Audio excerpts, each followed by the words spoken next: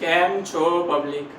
તો આજે આપણે કરવાના છે ધોરણ 10 નું પ્રકરણ નંબર 14 એટલે કે સંભાવનાનું સ્વાધ્યાય 14.1.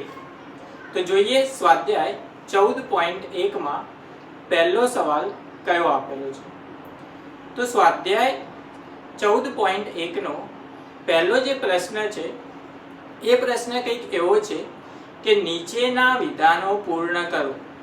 હવે આ જે સવાલ છે એમાંથી તમારી સ્કૂલની પરીક્ષામાં અને બોર્ડની પરીક્ષામાં 1 માર્ક્સના સવાલો પૂછાઈ શકે છે. પ્રશ્ન 1 માં પહેલો પ્રશ્ન આપેલો છે કે ઘટના ઈ ની સંભાવના વત્તા ઘટના ઈ નહીં ની સંભાવનાનો સરવાળો શું થાય.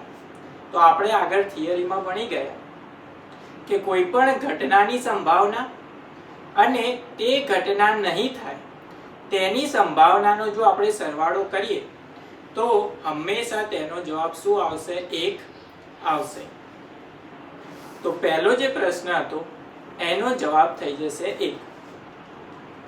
એના પછી આવે છે સવાલ નંબર 2. તો બીજો સવાલ કંઈક એવો આપેલો છે કે ઉદ્ભવી ન શકે તેવી ઘટનાની સંભાવના ખાલી જગ્યા છે અને આવી ઘટનાને કઈ ઘટના કહે છે. તો આપણે આ વસ્તુ પણ આગળ થિયરીમાં ભણી ગયા કે જે ઘટના થવાની શક્યતા નથી એટલે કે જે ઘટના થઈ શકે તેમ નથી તેની સંભાવના હંમેશા શું હોય? 0. અને આવી ઘટનાઓને આપણે અશક્ય ઘટનાઓ કહી શકીએ છીએ. તો પહેલી ખાલી જગ્યામાં તમારો જવાબ આવશે 0 અને બીજી ખાલી જગ્યામાં જવાબ આવશે અશક્ય ઘટના. એના પછી આવે છે સવાલ નંબર 3. સવાલ નંબર 3 કંઈક આવો આપેલો છે કે ચોક્કસપણે ઉદ્ભવતી ઘટનાની સંભાવના ખાલી જગ્યા છે અને આવી ઘટનાને કઈ ઘટનાઓ કહેવાય છે.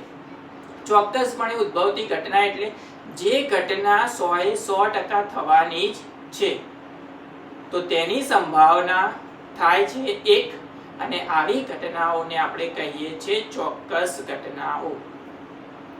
એના પછી આવે છે સવાલ નંબર 4.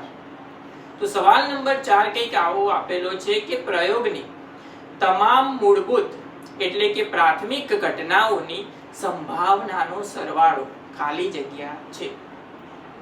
તો હંમેશા પ્રાથમિક ઘટનાઓનો જે સરવાળો છે તે 1 થાય છે. અને એના પછી આવે છે સવાલ નંબર 5.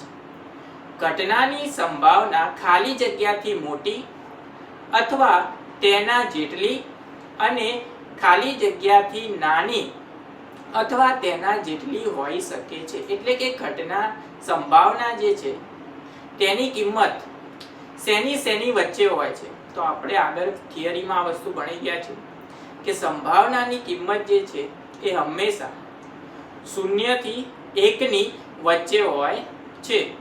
જો સંભાવના 0 હોય તો અશક્ય ઘટના થશે અને જો સંભાવના 1 હોય તો એ ચોક્કસ ઘટના થશે. અને સંભાવનાની જે કિંમત છે એ હંમેશા 0 થી 1 ની વચ્ચે હોય છે. તો આ જે 5 સવાલ છે તેમાંથી તમારી સ્કૂલની પરીક્ષામાં અને બોર્ડની પરીક્ષામાં 1 માર્ક્સના સવાલો પૂછાઈ શકે છે.